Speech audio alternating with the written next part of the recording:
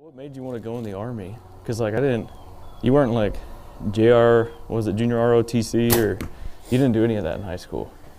No, it was I had kind of evaluated life at that time.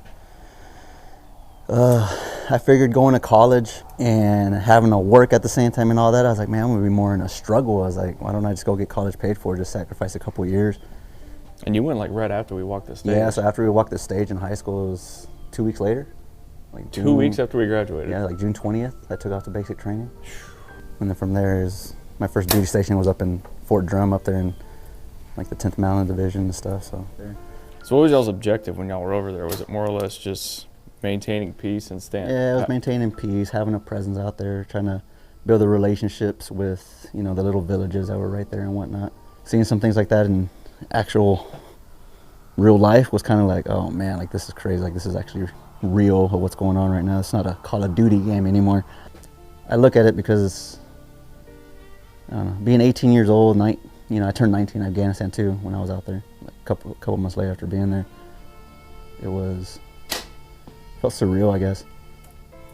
So how long were you there in Afghanistan? So we got there in March. Whenever I got sent back after being hit by the IED, I got injured on September 28th of 2011. Then I was back home, or back at Fort Sam Houston, and go to my surgeries about a week later.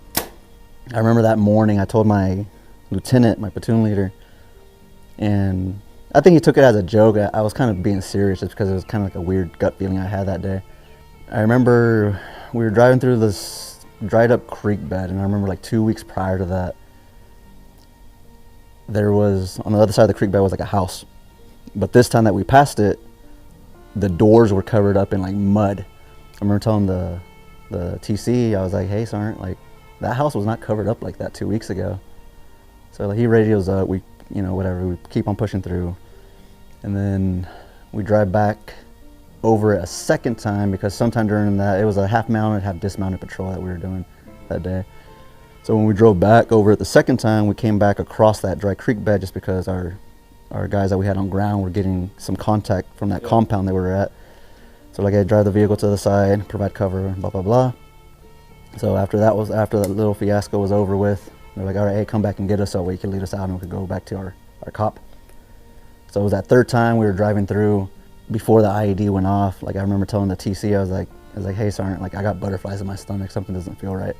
Like 5 seconds after saying that comment, freaking boom, the whole IED goes off. And I remember being conscious throughout the whole thing for the most part, but I do remember one of the thoughts that popped in my head during that explosion was like, was just like, ugh. I just didn't want my friends to be hurt. That's really it. And then,